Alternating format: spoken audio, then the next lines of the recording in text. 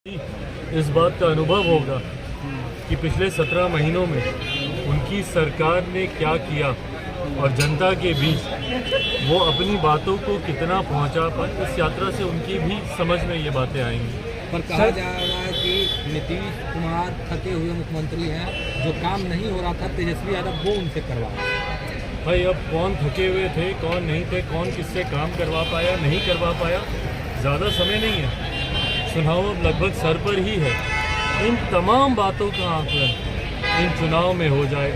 जनता से बड़ा तो और कोई नहीं है इन बातों का फैसला लेने के लिए। तो जब हम लोग चुनाव की दहलीज पर हैं तो कौन थके हुए हैं, किसने कार्य किया, किसने कार्य नहीं किया, 17 साल में क्या हुआ, 17 महीने में क्या हुआ, 35 सालों में क्या हुआ, क्या नहीं हुआ, इन तमाम बातों का आकलन जनता के द्वारा इसकी समीक्षा की जाएगी और परिणाम भी जल्द सामने आ ही जाएंगे। आपने 11 प्रभारियों की सूची जारी की है, क्या ये डायरेक्टली मैसेज है एनडीए और बीजेपी का? Of course not. किस बात का मैसेज देना कि 11 सीटों पे आपको? Of course not. ये 11 वो सीटें हैं जो डेफिनेटली, देखिए जब आप नेगोशिएशंस करते हैं, जब आप सीट शेयरिंग पे जब आप चर्चा करते हैं, बातें करते हैं, तो आप बफर भी रखते हैं।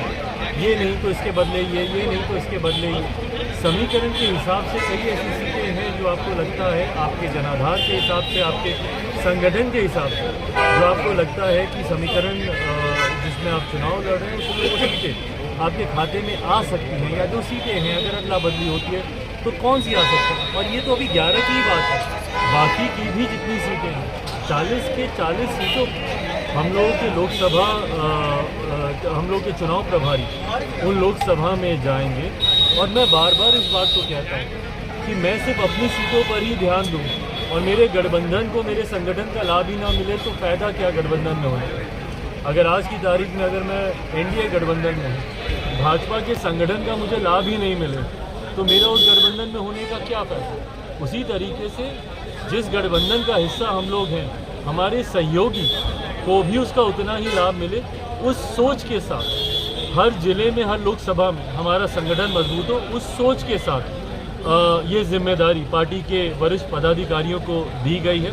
आने वाले दिनों में और सूची भी आप देखेंगे जिसमें बाकी की जितनी बची हुई लोकसभा है उसका भी जिक्र किया। सर आप और आरएलजेपी दोनों एनडीए के जो है सदस्य हैं, लेकिन आरएलजेपी की तरफ से बार बार आपको लेकर के बयान आता है कि आप एनडीए में नहीं है। सर बीजेपी भी इस बयान को सुन रही है और कुछ बोल नहीं रही है। भाई कोई फर्क नहीं पड़ता इस बात से, कौन एनडीए में है कौन नहीं है, इसका सर्टिफिकेट तो किसी से नहीं चाहिए ना। और अगर सर्टिफिकेट की ही बात है तो फिर वो उस दिन की तस्वीर निकाल के याद कर लें, जब अगर मेरी याददाश्त सही है तो संभवतः 18 जुलाई की वो तारीख थी जब एनडीए की एक बड़ी बैठक, एनडीए के 25 साल पूरे होने पर दिल्ली के अशोका होटल में की गई थी। वो बैठक आयोजित, उस बैठक में जिस तरीके से देश के प्रधानमंत्री जी गले लगाकर मेरा उस एनडीए की बैठक में स्वागत किया था, तो फिर वो तस्वीरें क्या थी? या तो वो तस्वीरें गलत थी या अब जो कहा जा रहा है वो गलत है।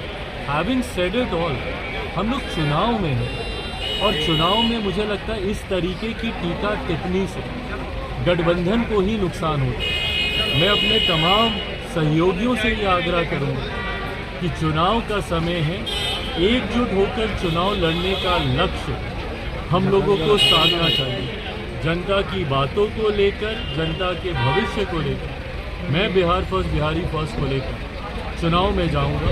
ऐसे में मैं चाहता हूं कि बाकी के भी सहयोगी दल एक दूसरे पे टीका टिप्पणी करके गठबंधन के माहौल को खराब करने से बहुत बेहतर है बड़ी सोच रखें, बड़ा दिल रखें, उम्र में भी आप बड़े हैं, बड़ी नीयत के साथ गठबंधन के हित में कार्य करने का प्रयास करें, ना कि गठबंधन को नुकसान पहुंचाएं।